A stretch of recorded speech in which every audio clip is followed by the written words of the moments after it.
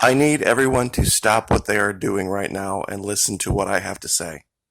I know that's pretty much the assumption when anyone does a video.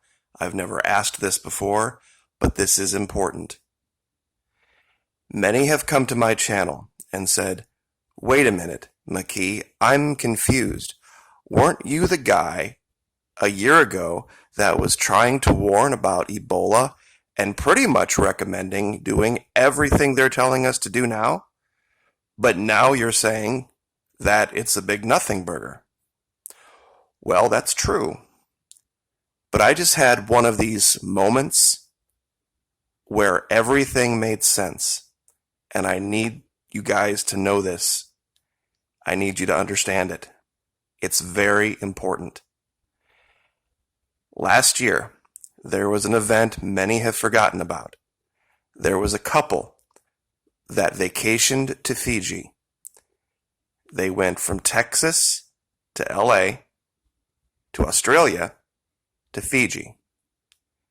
They became very ill with an unknown illness, and in less than a week, both were dead.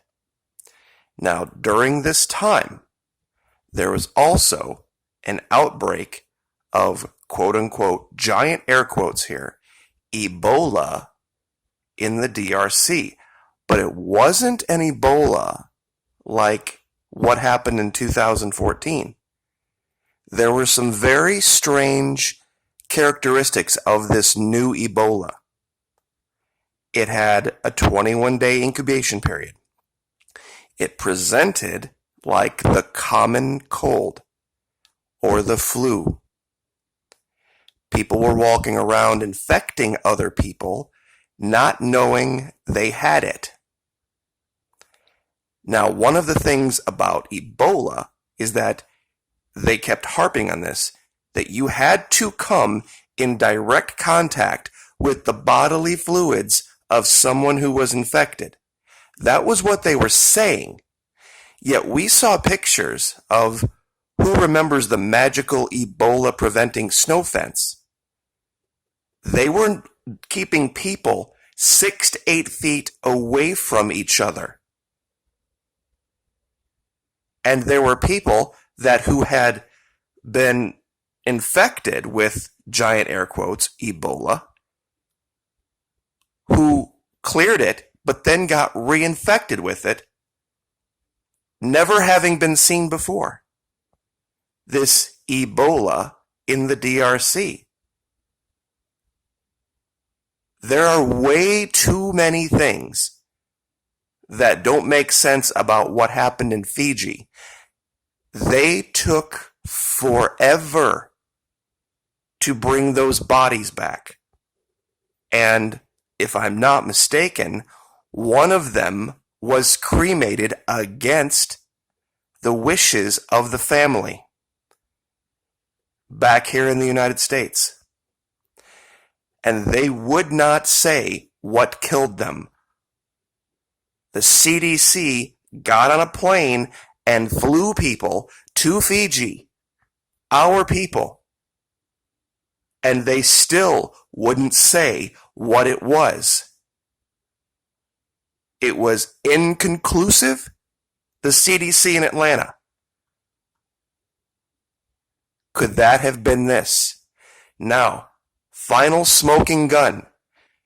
This hydrochloroquine that the president is saying could be effective was originally developed to treat Ebola. The other antivirals they're talking about, remdesivir, was another antiviral that is used to deal with Ebola infections. I wonder if this is some hybrid, because honest to God, I have never heard in my life of a disease where out of one side of their mouth, they say 85% of the people who get this were self-resolve. But then out of the other side, a young healthy adult gets it and they're dead in 3 days. They're dead in 5 days, drowning in their own fluids. So contagious that they have to FaceTime goodbye to the relatives. That's a little odd.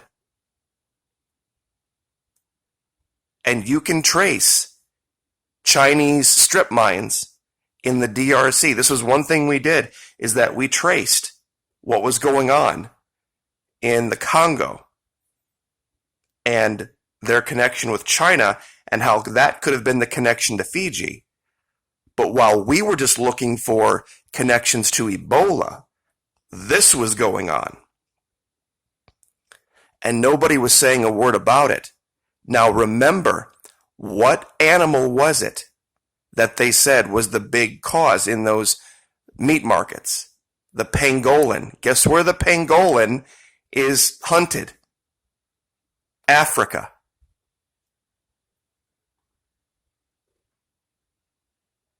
I know people think this is, and you know what? And I'm not going to debate it right now because it very well might be. But whatever this is, it makes no sense. Given what they're saying and given what happened last year, I don't know how anybody can't tie these two things together. They tried to make up some ridiculous story about that couple, how they might have come in contact with some kind of weed killer that seemed to only single them out. Everybody else at the resort was fine. But those two got so deathly ill, and if you look at the symptoms of what they said happened to that couple, it is exactly the symptoms they're describing now in the quote-unquote severe version of COVID-19. And isn't that what the Iranians said as well? That there are two strains? There's a very mild one that's just kind of like the flu-ish, but then there's another one that's insanely deadly. It might be the only disease in the world, and I'm saying this tongue-in-cheek, where you can say 85% of the people who get it will self-resolve, but the rest of them have zero chance of survival.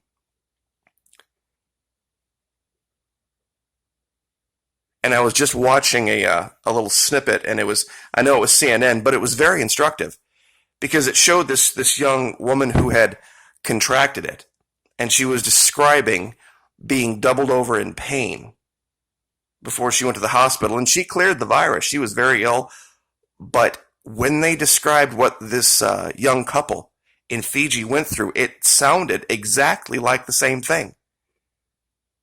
Why would they have waited so long to bring the bodies back? Why would we have sent the CDC over in a jet? Why would the CDC have said, gosh, don't know?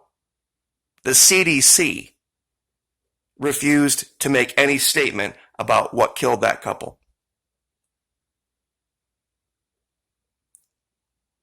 This all ties together way too conveniently, especially with what was going on in the DRC. They were trying to isolate people in the DRC. I remember this now. There was a guy who had escaped quarantine and had gone to a church service. Sound familiar? I'm going to look this stuff up and find these links. I have a playlist. If you go to the Florida Maquis channel, there is a playlist that says Ebola Pandemic, and it's all in there. This guy was in the western part of the DRC and had escaped quarantine and went to a church service, and he infected everybody at that service, and I think virtually all of them died. Which would have been fine for Ebola, but once again, I'm like, so wait a minute, so at that church service, he literally changed fluids with everybody in the building? Because you see, that's the difference.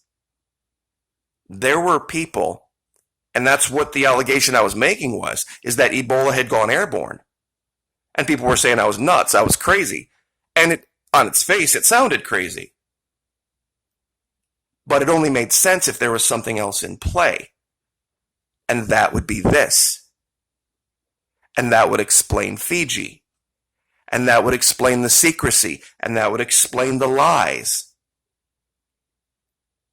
And it would explain China. It would explain everything. whether it's an Ebola enhanced version of COVID-19 or the other way around, whatever you want to call it, whatever that was and whatever got the couple in Fiji is here. And if that's what they're not saying, that's a completely different ball of wax. Horse of a different color, whatever you want to call it.